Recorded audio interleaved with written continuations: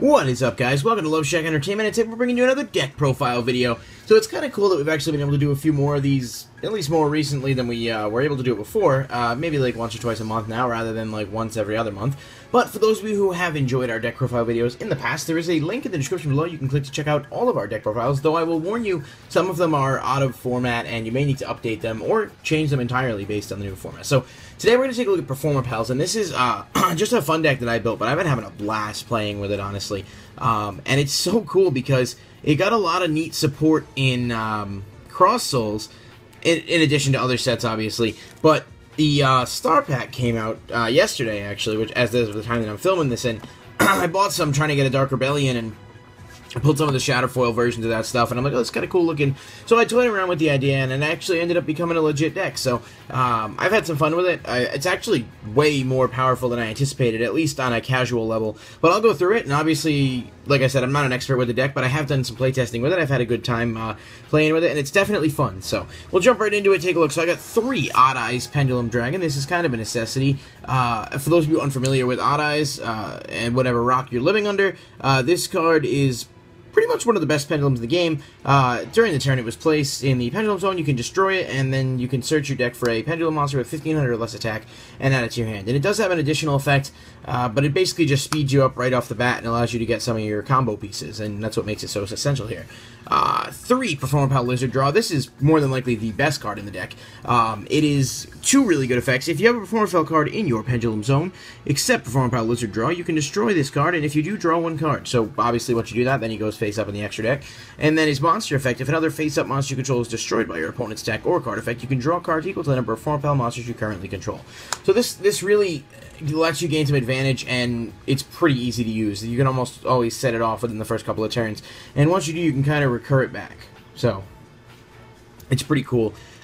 Triple Performapal Whip Snake. So this one may be a bit questionable to some, but this guy's actually really good. It's a quick effect, basically, that acts as a shield and sword. It can switch the attack and defense of a monster, but it's got 1700 attack on its own, and it's a Performapal, so it combos well with some of the other stuff, while also acting as a beater, because even though it's only 17, it can get over a lot of things. It can get over, you know, Thunder King, some of the Clifford stuff, just by switching attack and defense, so that's what makes him useful.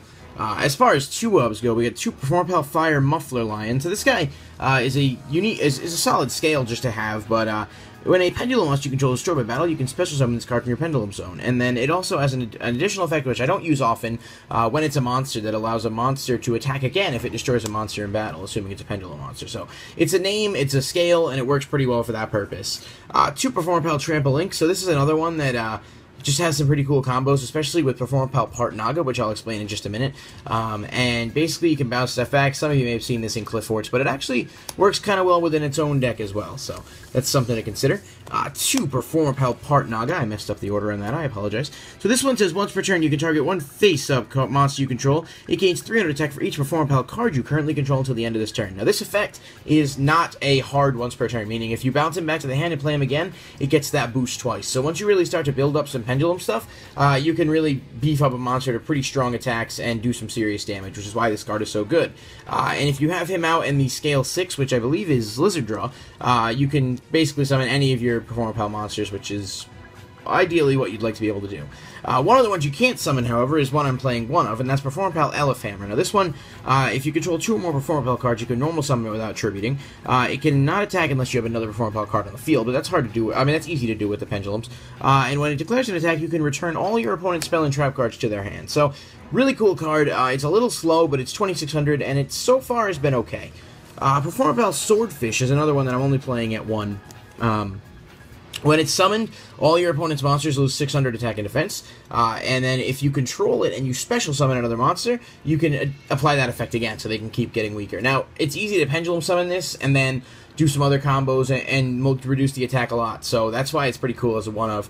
The negative, of course, is the fact that it's weak and can be a dead draw. So it's one of those hit-or-miss cards that maybe the deck is better than necessary. You don't really need to play it, but I prefer it right now, just in my initial draft anyway. And then one Friend Donkey, which is a normal summon. You can special summon a Performapal from your hand or graveyard, so that's kind of cool to set up some combos and whatnot, even though a lot of the times your Performapals are going to be in the extra deck, but there are some occasions where that's not the case, so it's not bad to have one just for those scenarios. And of course, 1 Frontline Observer. So during the end phase of the turn this card was normal summon, you can add an Earth Pendulum monster from your deck to your hand. So that's Lizard Draw or Trapalinx or Part Naga, so you got plenty of targets. And then, if it was normal summon during the end phase of your next turn, you contribute it to add an Earth monster from your deck to your hand. I mean, that effect doesn't go off very often, but hey, sometimes I actually have been able to pull it off once or twice, so I guess it's pretty cool for what it does. It really just adds some search power to the deck. The only other thing I was considering playing was Cheermole, just because of its decent scale, but as of right now, I'm kind of happy with what that's at least as far as what our options are in the TCG. So, I side deck Veilers and Maxis and stuff, but I don't really like to play them in the main because they kind of throw off what you got with the Pendulum. So, triple MST, the deck does lose hard to Floodgates and stuff, so it's definitely worth it to have that. You know, MST doesn't really need to be explained. Triple Performapal Recasting. So this card's awesome.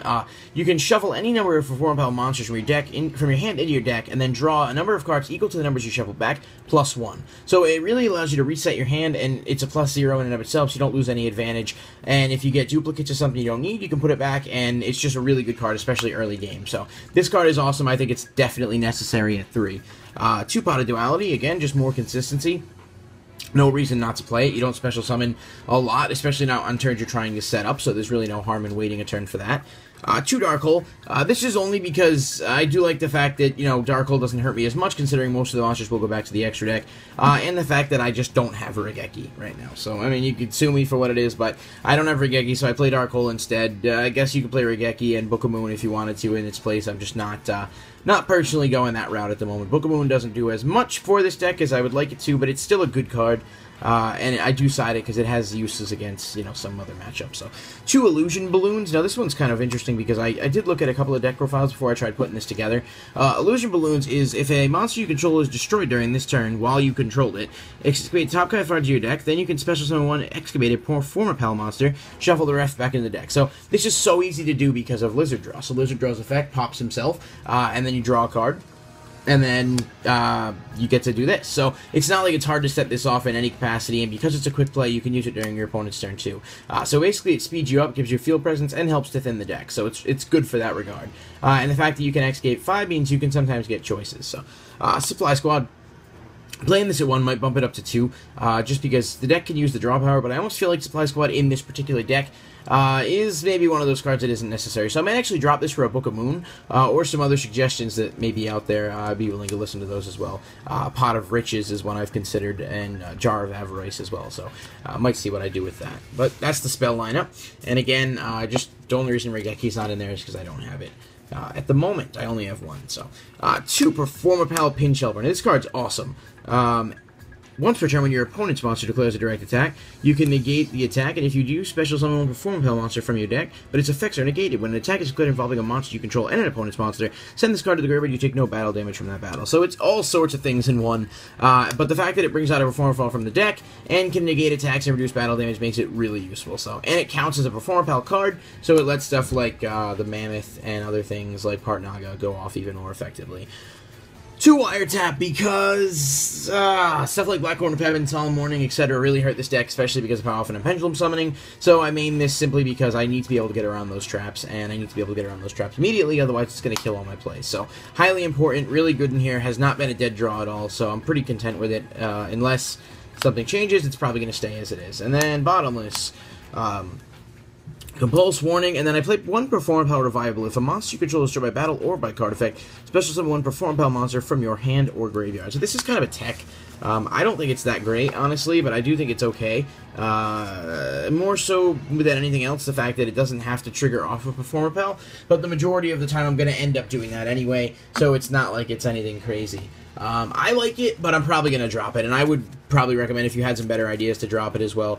We're at exactly 40 with this build right now, and I definitely have some more changes to do as far as it goes, but I know for sure the Pendulum lineup is pretty solid, but hopefully we get some better scales and stuff like that. So Odd Eyes is obviously one of the really one of the key components of the deck. So it's a pretty fun deck, definitely casual, and I'm sure my build is not perfect. I'm openly admitting that. So if you have any suggestions you would like to see me do differently, or maybe you're 10 times better than me and want to angrily tell me in the comments and suggest what you would do to your own deck and why your deck is 10 times better than mine, please feel free to do so. Thank you for watching this video, and I'll remind you, you can subscribe to the channel and check back for more awesome TCG/Yu-Gi-Oh/other Loveshack Entertainment videos. I will see you next time at Loveshack Entertainment.